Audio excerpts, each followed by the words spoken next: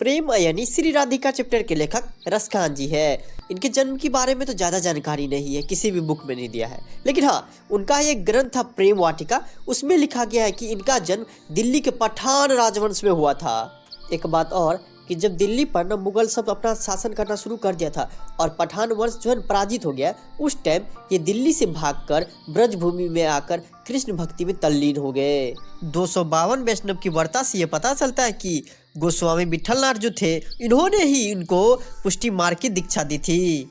इनके दो ग्रंथ मिलते हैं, पहला प्रेम वाटिका और दूसरा सुजान रसखान। प्रेम वाटिका में ये प्रेम निरूपण संबंधी रचनाएं हैं और सुजान रसखान में इनके जितने भी कृष्ण की भक्ति संबंधी जितना भी रचनाएं हैं वो है। थे तो वो धर्म से मुसलमान, इसीलिए भारतेंदु हरिश्चंद्र एक बार कहे हुए थे कि इन मुसलमान हरिजन पे कोटिन हिंदू वारिये। चलिए अब चैप्टर स्टार्ट करते हैं, लेकिन कविता है ना तो लाइन बाय लाइन देखना पड़ेगा। यहाँ पर रसखान के द्वारा दो छंद दिया गया है, जिसमें पहला में आपको दोहे अस्वरथा का इस्तेमाल किया गया है, जिसमें रसखान जी बताते हैं कि वो कृष्ण जी और राधा जी के प्रेम को किस तरीके से देखते हैं, वो इन दुनिया वालों के प्रेम से किस तरीके से अलग है। जबकि वही दूसरा में सवैया दिया गया है, जिसमें वो बताते हैं कि हम सब कुछ हारने के लिए तैयार है, लेकिन एक ना एक बार हम जिंदगी में ऐसा चाहते हैं कि जिस जगह पे कृष्ण भगवान गए थे, गाय चराए थे, उस जगह पे जाना चाहते हैं। चलिए लाइन में लाइन देखते हैं और क्या क्या बताते हैं। प्रेम यानी श्री राधिका, प्रेम बरन नंद नंदन, प्रेम वाटिका के दो माली मालिन द्वंद। यहाँ पर सिर्फ दो वर्ड का मीनिंग समझने का जरूरत है। पहला है प्रेमयनी। प्रेमयनी का मतलब ये होता है कि प्रेम का देवी देवता जिसको बोलते हैं ना, वो हो गया प्रेमयनी। और एक है नंद नंदन। नंद नंदन मतलब हो गया कि श्री कृष्ण, मतलब क्या नंद, इनके पिताजी का नाम था नंद, तो नंद का नंद मतलब श्री कृष्ण। इन पंक्तियों के माध्यम से रसखान जी कहना चाहते हैं क्या कि राधिका प्रेम की देवी है और नंद नंदन अर्थात श्री कृष्ण जो है प्रेम के रंग है। ये दोनों प्रेम के बगिया के माली और मालिनी है, यानी वे इस बगिया की देखभाल करते हैं। अर्थात कवि रसखान जी कहना चाहते हैं क्या, राधिका न प्रेम का साक्षात मूर्ति है। अगर किसी से पूछो कि तुम किस तरीके से प्यार करते हो, तो बोलेगा राधा की तरह कर रहे। अर्थात क्या, राधा का प्रेम निस्वार्थ था, निष्पक्ष था। वो सिर्फ और सिर्फ कृष्ण जी से प्यार करते थे और उसी में तल्लीन रहते थे। उनका ये भी कहना था कि कृष्ण हमें मिले या ना मिले, लेकिन हम प्यार करना नहीं छोड़ेंगे उससे। अर्थात कि वो प्रेम का साक्षात मूर्ति है। अगर किसी से पूछेगा कि प्रेम क्या है, तो वो राधा का नाम सबसे पहले लेगा। तो रसखान भी वही चीज़ कहते हैं। जबकि श्री कृष्ण की बात करें तो वो प्रेम के रंग है।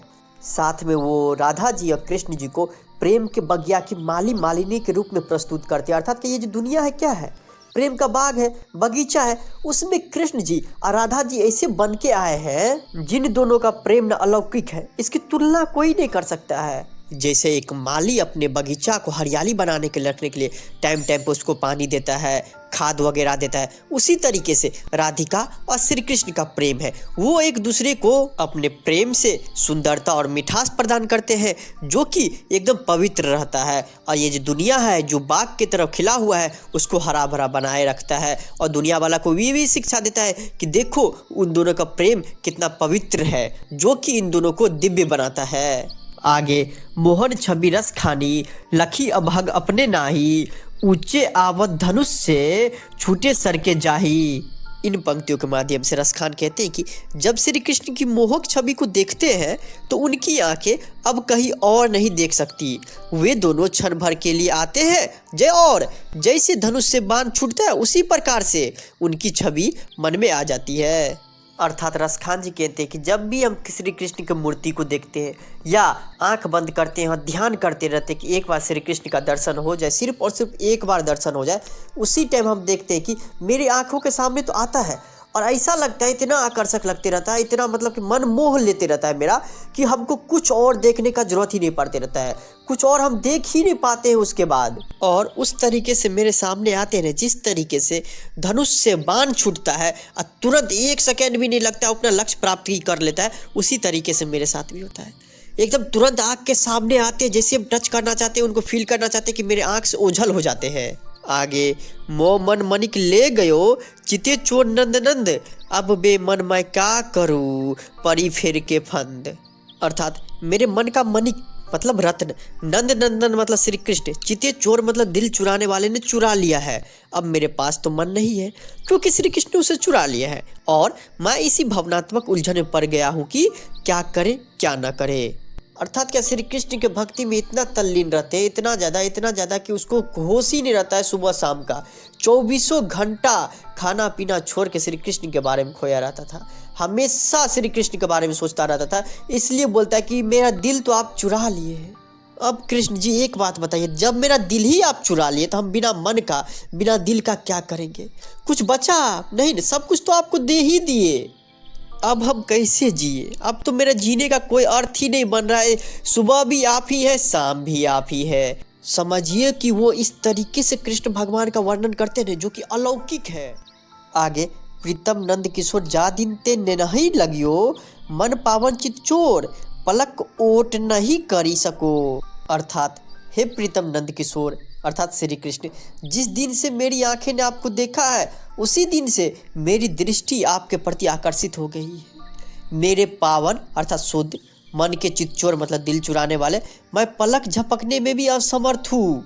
अर्थात वो बताते कि जब वो मूर्ति भी देखते हैं ना उनका, या अगर मान लीजिए कभी सपने में आ गए कृष्ण भगवान, उस टाइम में भी देखते हैं तो उस टाइम का वर्णन वो किस तरीके से करता है कि जब हम आपको देखते हैं ना तो हम अपना जो आँख का पलक है ना वो भी झपक नहीं पाते हैं। एकदम मन करते रहता है क्या देखते रहे आनंद तक देखते रहे। आप इतने सुहावना ही है कि हमारा मन ही नहीं करता है कि आप पर से थोड़ा सा भी नजर हटे। मन ही नहीं करते रहता है कि हम आपके छवि में इतना रम हो जाते हैं कि हमारे पास दूसरा चीज़ सोचने का समय ही नहीं बचता है। अब जो दूसरा पंक्ति सब है उसमें सबैया लिखे हुए उन्हीं के द्वारा लिखा गया है, जिसमें 4 लाइन दिया गया है और ब्रजभूमि जहाँ पे कृष्ण भगवान का जन्म हुआ था उसी के बारे में दिया गया है। चलिए देखते हैं। या लकुटी अरु कामरिया पर राज तिहुपुर के ताजी डारो, 8 सिद्धि 9 निधि को सुख नंद की गाय चराई बिसारो। अर्थात कबीर रस खान अपने दिल की अभिलाषा प्रकट करते हुए कहते हैं कि अगर श्री कृष्ण की लाठी और कंबल मिल जाए तो मैं तीनों लोक के राज्य का त्याग करने के लिए तैयार हूँ। अगर केवल नंद बाबा की गाय चराने को मिल जाए जिसे कृष्ण भगवान चराए हुए थे तो 8 सिद्धियाँ और 9 निधियाँ का सुख मैं भी त्याग दूँ। अर्थात रस खान जी को कुछ भी नहीं चाहिए, वो सिर्फ चाहते कि श्री कृष्ण भगवान का कुछ भी मिल जाए हमको। अगर वो लाठी ही मिल जाए जिससे वो गाय चराने के लिए जाते थे, या वो जो कंबल था वो कंबल ही मिल जाए जिसको हमेशा वो ओढ़ा करता था, वही सिर्फ मिल जाए, उसके लिए तो हम सारा सुख त्याग देंगे। चाहे बात करें तीनों लोक के राज्य का।